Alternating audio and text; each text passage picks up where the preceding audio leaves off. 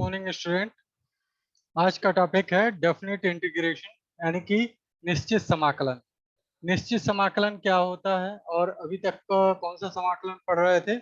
अभी तक जो पढ़ाया जा रहा था इनडेफिनिट इंटीग्रेशन यानी कि अनिश्चित समाकलन। इसमें अंतर क्या होता है डेफिनेट इंटीग्रेशन और इनडेफिनिट।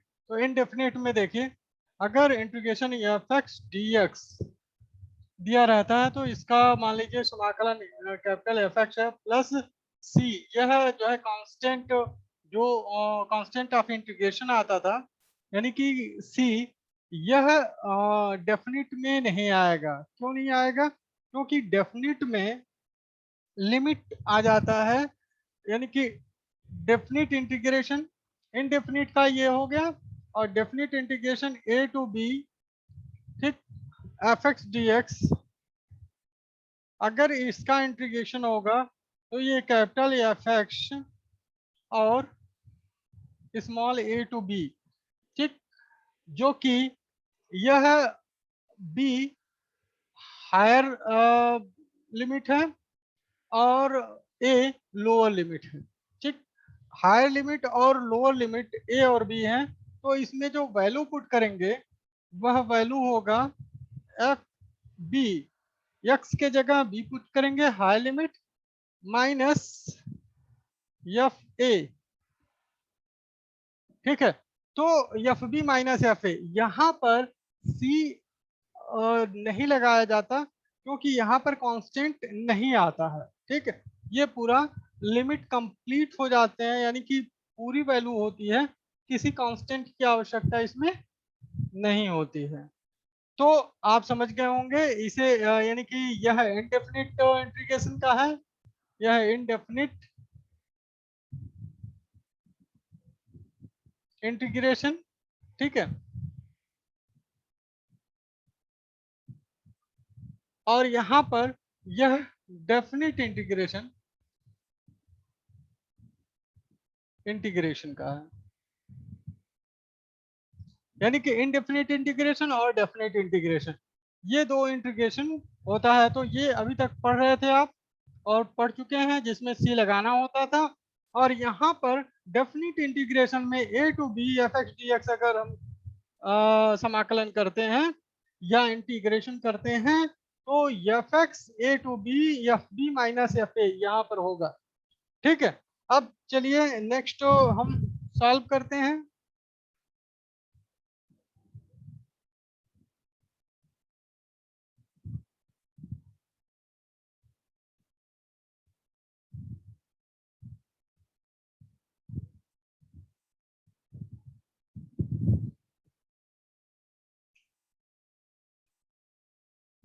इंटीग्रेशन सबसे पहले फार्मूला सब वही रहेगा, उसी तरह से सॉल्व करेंगे।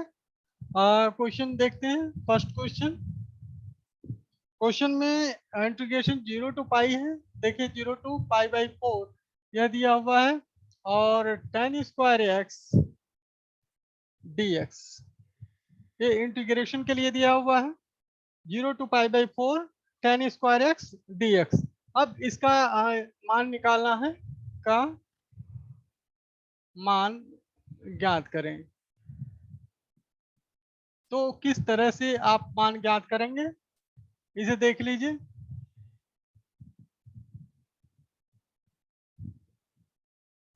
Integration 0 to pi by 4 tan square X D x.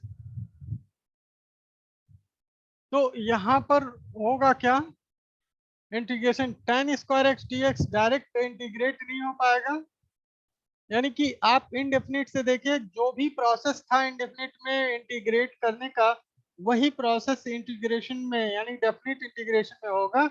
बस यहाँ लिमिट बढ़ जाता है, तो आप लिमिट लगाएंगे। tan स्क्वायर एक्स को आप लिख सकते हैं sec square X minus 1 D X. अब sec स्क्वायर एक्स का जो है इंटीग्रेशन होता है तो 0 to pi by 4 sec square X X. तो अब आप चाहें तो डायरेक्ट इंटीग्रेट कर लें, कोई आवश्यकता नहीं है अलग अलग लिखने के लिए, आप जानते भी हैं। कि sec स्क्वायर एक्स का क्या होगा, 1 का क्या होगा, तो यह आप डायरेक्टली लिख सकते हैं tan x माइनस एक्स और 0 टू पाई बाई 4। अब यहाँ पर देखें आप tan x का यानी कि अपर लिमिट दोनों में लगा देंगे और फिर माइनस लोअर लिमिट।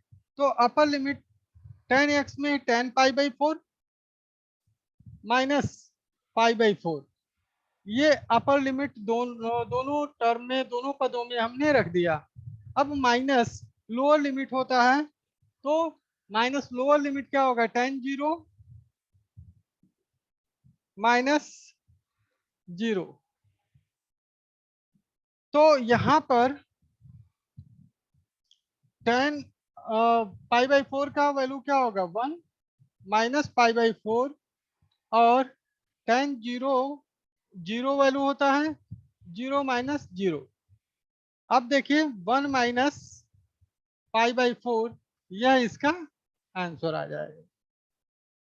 मान क्या आएगा, 1 माइनस पाई बाई 4। ठीक है, तो यह वैल्यू हो गया। अब चलिए इसको अगर चाहें आप तो 4 एलसीएम लेकर भी लिख सकते हैं कि 4 माइनस पाई अपॉन 4। तो जैसा भी आप चाहें आंसर को आप लिख सकते हैं। यह सॉल्व हो गया है। अब आते हैं नेक्स्ट क्वेश्चन की तरफ।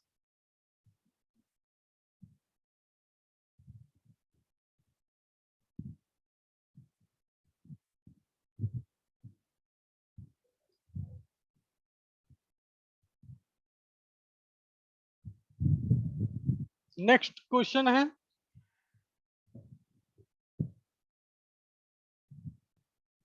Question integration 1 minus X 0 to 1, integration है 0 टू 1, लिमिट दिया हुआ है 1 minus X upon 1 plus X D X का मान ज्ञात करें।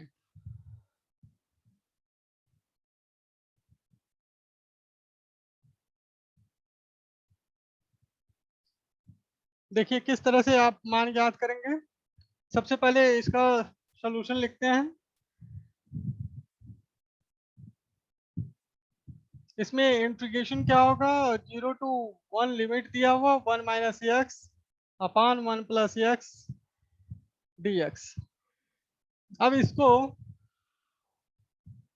0 to 1 1 minus X plus X दिया हुआ है, तो हम यहाँ पर 2 माइनस 1 कर सकते हैं।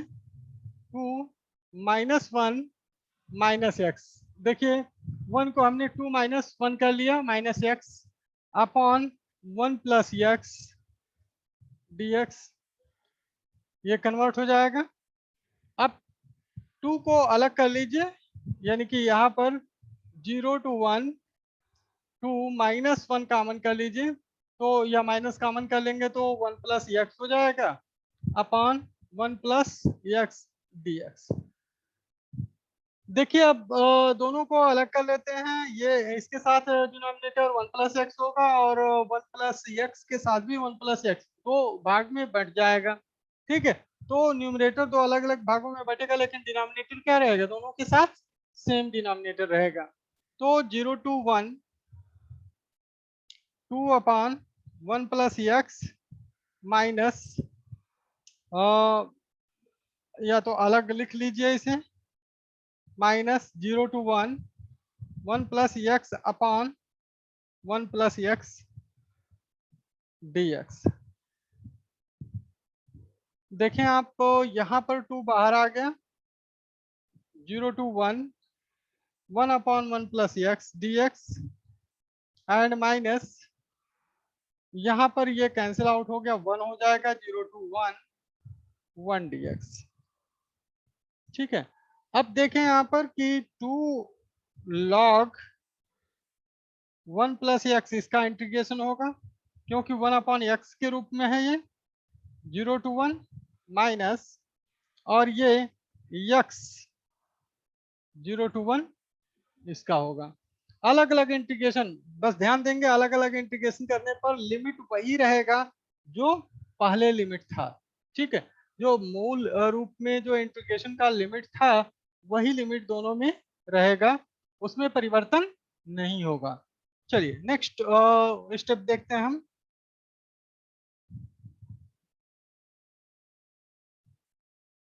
यहाँ पर हो जाएगा 2 log 1 + 1 minus log upper limit 1 + 1 और लोअर लिमिट log 1 + 1 + 0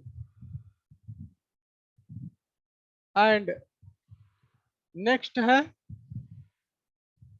-1 - 0। सो यहाँ पर क्या हो जाएगा, 2 log 2 - log 1 -1, क्योंकि 1 - 0 -1 होगा। तो यहाँ पर क्या हो जाएगा, 2 log 2 और ये 0 हो जाएगा, 2 log 2 - 0 -1। अब पुनः आप लिख सकते हैं 2 log 2, क्योंकि 0 में मल्टीप्लाई हुआ 0 हो जाएगा, और यहाँ -1, यह आंसर हो जाएगा, यही मान होगा इसका। ठीक है, तो आप एक बार देख लें कि किस तरह से सॉल्व किया गया है।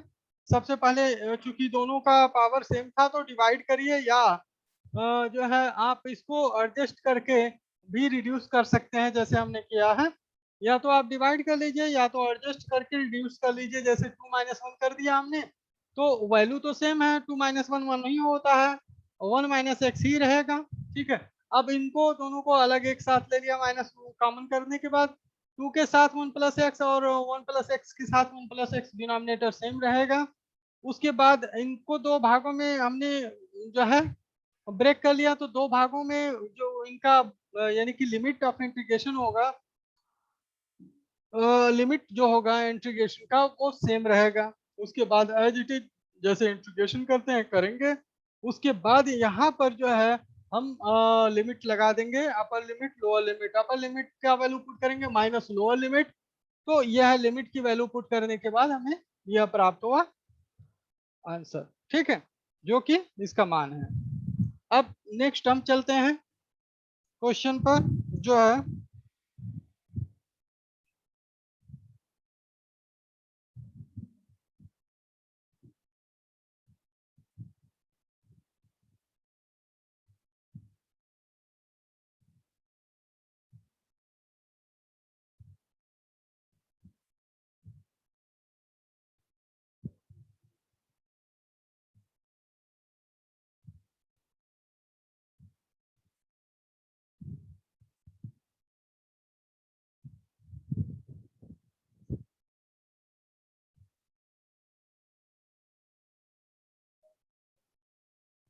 क्वेश्चन नेक्स्ट है 0 to 1 और 3x और 3 + 4x, 0 to 1 3 + 4x -x² upon 7 - 2x dx का मान ज्ञात करो, का मान ज्ञात करो।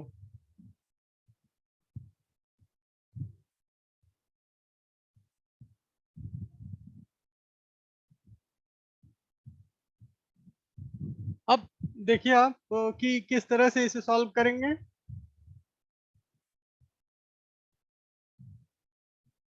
Solution 0 to 1 3 + 4x -x² upon 7 - 2x। अब पुनः इसे जो है हम माइनस कॉमन कर लेते हैं, दोनों जगह नीचे ऊपर माइनस कॉमन कर लेते हैं और ये परिवर्तित हो जाएगा 0 to 1 माइनस x² पॉजिटिव हो जाएगा और दोनों निगेटिव हो जाएंगे, -4x प्लस और -3। इस तरह से आप लिख सकते हैं माइनस कॉमन लेने पर। और यहाँ पर माइनस कॉमन ले लेंगे तो -2 + 2x हो जाएगा, जो कि पहले लिख लीजिए, -7 जो बाद में लिख लीजिए आप, और dx हो जाएगा। तो माइनस से माइनस कैंसिल आउट हो गया, माइनस से माइनस कैंसिल आउट हो गया। अब जो प्राप्त हुआ वह 0 to 1 x square minus 4x minus 3/2x minus 7 dx। अब देखिए इसे डिवाइड करेंगे।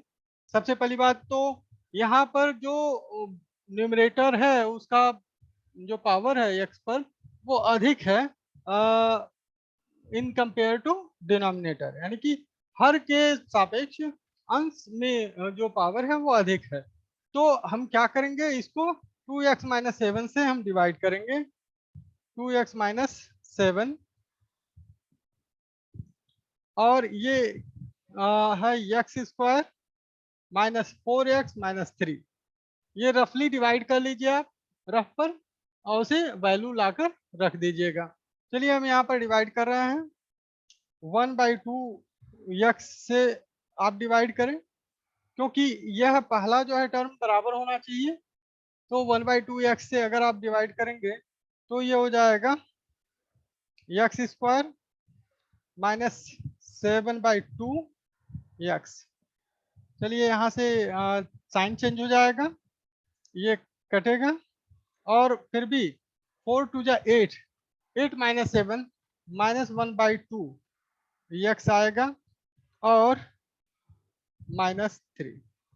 अब किससे हम डिवाइड मल्टीप्लाई करके इस पर रखें, क्योंकि 2x है और 1/2x चाहिए तो -1/4 से मल्टीप्लाई कर लीजिए तो ये इक्वल होगा -1/4। तो -1/2 हो जाएगा x और minus minus plus 7/4।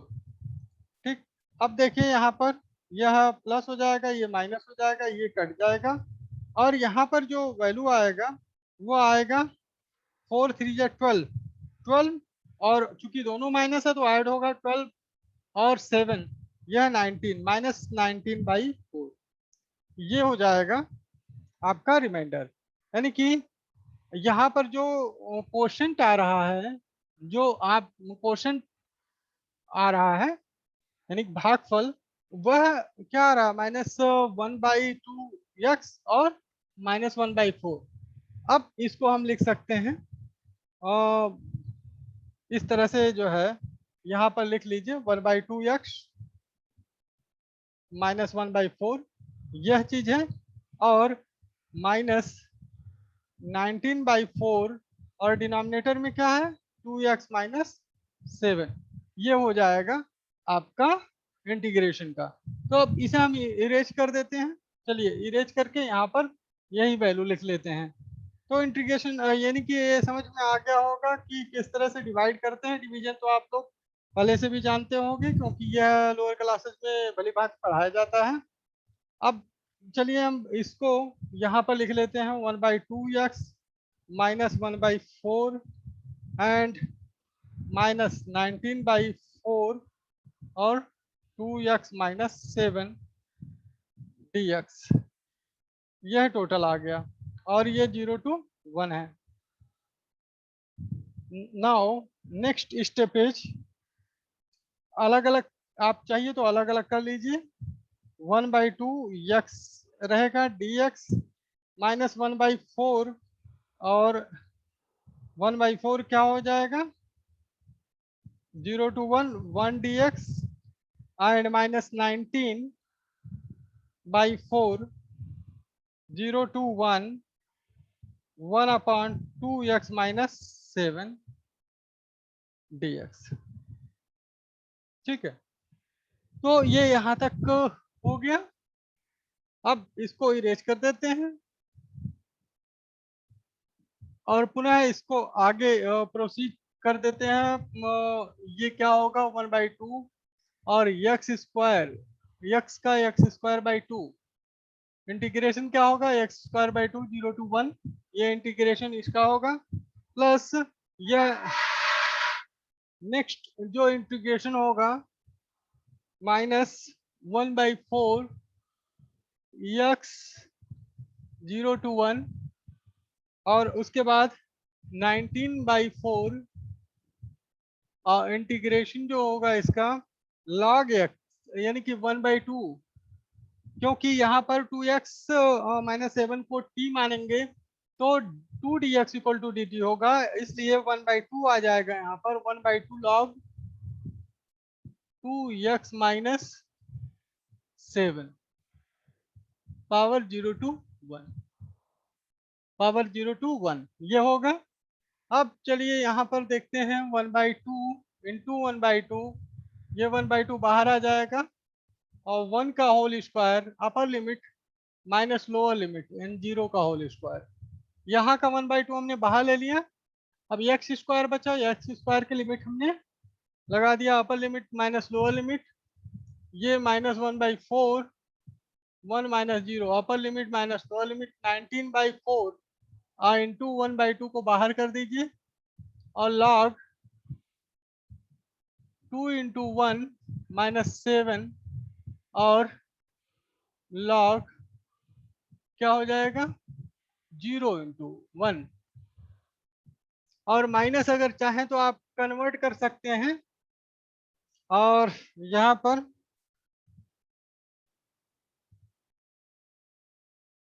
Log minus में जो है कन्वर्ट करके इसे ला सकते हैं log 5 माइनस log 2, ठीक है। तो यहाँ पर यहीं पर कन्वर्ट कर लीजिए तो और अच्छा है, कन्वर्जन यहीं पर, तो माइनस यहाँ नहीं आएगा। जैसे कन्वर्जन आप यहाँ से ही कर लें, देखें यहीं से कन्वर्ट कर लें इसे, तब इंटीग्रेट करें तो और अच्छा है, क्योंकि ये माइनस में नहीं आएगा इंटीग्रेशन, यानी कि माइनस अगर यूज करके यहाँ से पुनः देख लीजिए इसे 1/2 एक्स स्क्वायर बाई 2 0 टू 1 होगा 1/4 एक्स, और यहाँ का लिमिट अभी इंटीग्रेशन न करके यहाँ क्या करते हैं 19 minus 4 integration 0 to 1 minus common कर लेते हैं, यहाँ माइनस कॉमन कर देते हैं 7 माइनस 2x dx, ठीक है। माइनस कॉमन करके इसे सॉल्व करें तो और इजी हो जाएगा, क्योंकि लॉग की वैल्यू नेगेटिव नहीं आएगी। इसको आप देख लें 1/2 इंटू 1/2 कर लें एक्स स्क्वायर और 0 to 1 limit -1/4 X 0 to 1 minus 19, तो माइनस माइनस प्लस हो जाएगा 19/4 0 टू 1 1/7 माइनस 2x dx। पुनः जो है आप क्या करें, इसी को t माने तो -1/2 आ जाएगा, जहां 1/2 आ रहा था -1/2 आ जाएगा, ये 1/4 है, और यह 1 का होल स्क्वायर माइनस 0 का होल स्क्वायर और -1/4 1 माइनस 0 ये हो जाएगा, और यहाँ पर 19/4 प्लस में और -1/2, जहां देखिए 1/2 लिखा हुआ था -1/2 log 7 माइनस 2x 0 टू 1 ये होगा 1/4 1 इंटू 1 माइनस 1/4 इंटू 1 ये हो जाएगा 1/4 इंटू 1 इंटू 1/4 इंटू 1, और यह प्लस माइनस हो जाएगा माइनस 19/4 इंटू 1/2, और log का आप वैल्यू रख लीजिए तो 7 minus 2 into 1 minus log 7 minus 2 into 0, ठीक है 2 इंटू 0 यह हो जाएगा। अब पुनः इसे 1/4 और -1/4 -1/4 ये होगा, ठीक है 1/4 minus 1/4 and minus log 19/8 log 7 minus 2 minus log 7 minus 0, ये भी लिख लीजिए, क्यों छोड़ेंगे अब।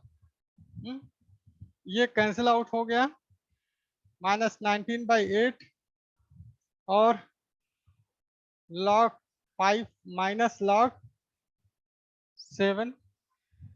आप ऐसा करें, माइनस से अंदर मल्टीप्लाई कर दें, log 7 माइनस log 5 हो जाएगा। तो माइनस से अंदर मल्टीप्लाई कर दिए, माइनस अंदर मल्टीप्लाई होते ही यह log 7 प्लस हो गया माइनस log 5। ये आंसर हो गया, यही मान होगा इसका।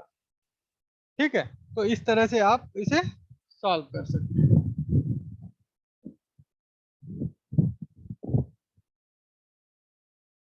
Now next question.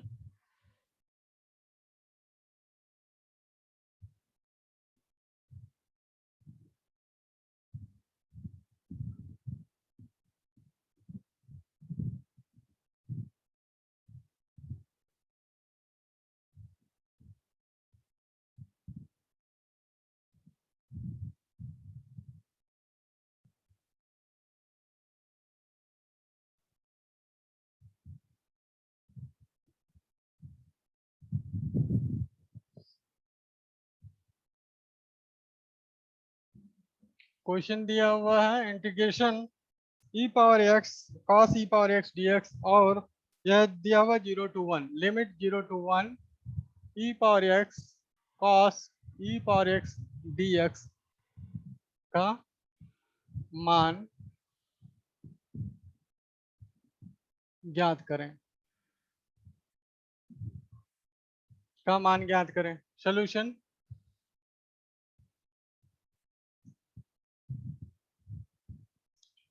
अब देखिए यहाँ पर 0 to 1 e power x cos e power x dx ये होगा। तो अब जो है यहाँ पर देखिए e पावर x है, e पावर x है, आप let e power x equal to T मान लीजिए, let e power x equal to T. अगर e power x equal to T मानते हैं तो यहाँ पर इनकी लिमिट भी जो है चेंज होगा। ठीक, तो पहले तो इसे निकाल लेते हैं, dx e power x dx equal to dt, differentiate कर देते हैं दोनों तरफ। ठीक है, अब जो है लिमिट, लोअर लिमिट देखें, लोअर लिमिट ये क्या होगा, आप t इक्वल टू क्या माने हैं, e पावर x, तो e पावर x में आप क्या लिखेंगे, e power 0, lower limit e power 0 है तो e पावर 0 हो जाएगा, यानी कि यह हो जाएगा 1, यानी कि t इक्वल टू 1, ये लोअर लिमिट हो गया। अपर लिमिट पर आ जाइए, अपर लिमिट, अपर लिमिट जो होगा t equal to E power x माने हैं तो e पावर 1, देखिए 1 है तो e हो जाएगा, अतः t इक्वल टू ई, यह अपर लिमिट हो जाएगा। अब परिवर्तन क्या होगा, आपने सपोज कर लिया, तो यहाँ पर देखिए 0 टू यानी कि 1 टू e। ठीक, या तो पहले लिख लीजिए 0 टू 1, क्वेश्चन लिख लीजिए 0 to 1 e power x cos e power x dx, इसको आपने माना है उस चीज को लिख लीजिए 1 टू e, और e पावर x dx जो है dt हो जाएगा। देखिए e power x dx dt, तो यहाँ से e पावर x और dx हटा देते हैं, और ये e पावर x t माने हैं तो cos t dt हो गया।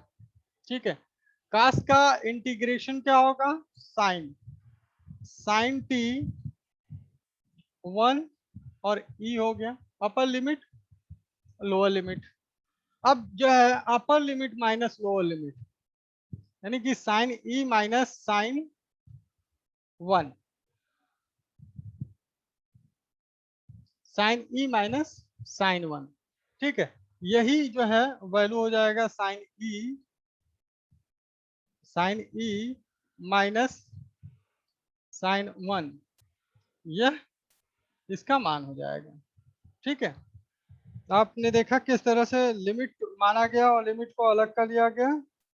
ठीक,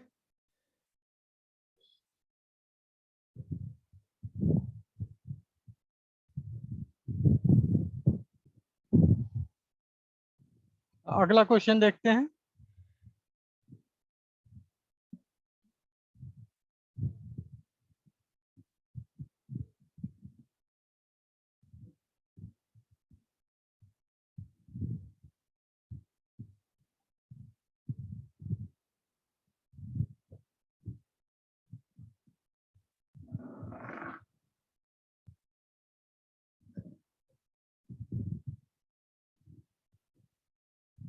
क्वेश्चन ये दिया हुआ integration 0 to infinity, integration 0 to infinitive and sine tan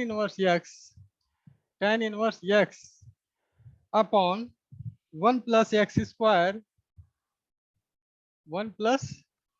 square dx का मान ज्ञात करें।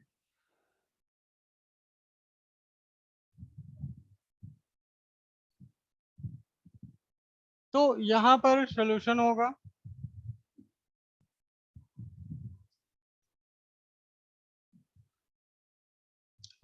0 to infinity sine tan inverse x upon 1 plus x square dx। अब हम इसे मान लेंगे let tan inverse x equal to t।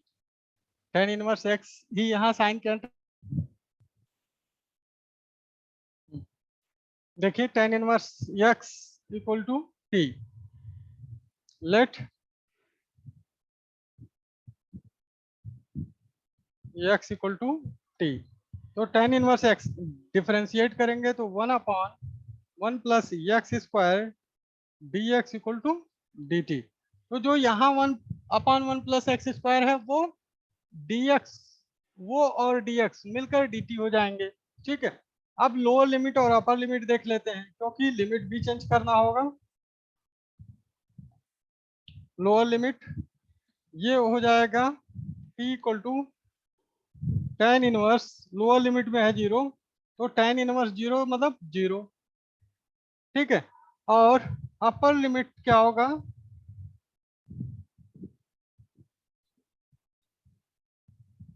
t equal to tan inverse infinitive infinite. तो इनफाइनाइट की वैल्यू होता है पाई बाई 2, tan इनवर्स में इनफाइनाइट की वैल्यू पाई बाई 2 तो पाई बाई 2 हो गया। अतः अब जो है लिमिट चेंज हो गया। अब पुनः क्वेश्चन लिखते हैं limit integration 0 to infinitive sine tan inverse x upon 1 plus x square dx। ये चेंज हो जाएगा, किसमें चेंज हो जाएगा 0 टू पाई बाई 2। देखिए लोअर लिमिट हमें क्या प्राप्त हुआ है 0 और अपर लिमिट पाई बाई 2। तो 0 टू पाई बाई 2 और साइन टी डी टी, क्योंकि 1 प्लस एक्स स्क्वायर और dx जो है यह dt हो गया और tan इनवर्स x को हमने t मान लिया है, ये t हो गया। तो अब इसका इंटीग्रेशन क्या होगा minus cos t 0 to pi by 2, sine का integration minus cos t 0 to pi by 2 और ये हो जाएगा माइनस कॉस पाई बाई 2 और आप माइनस को बाहर कर लीजिए तो इजी वे में हो जाएगा cos pi by 2 minus cos 0। ठीक है, upper limit minus lower limit, अपर लिमिट माइनस लोअर लिमिट और माइनस को बाहर लिख दिया। ठीक, तो इस तरह से माइनस cos पाई बाई 2 की वैल्यू 0 माइनस cos 0 की वैल्यू 1 और माइनस माइनस क्या हो जाएगा प्लस 1। अतः आंसर क्या आ गया 1, इनका मान 1 आ गया। ठीक है, इसी तरह से आप क्वेश्चन सॉल्व करते रहेंगे और इसे मिलते जुलते सभी क्वेश्चन का प्रैक्टिस कीजिएगा। आज इतना ही, धन्यवाद।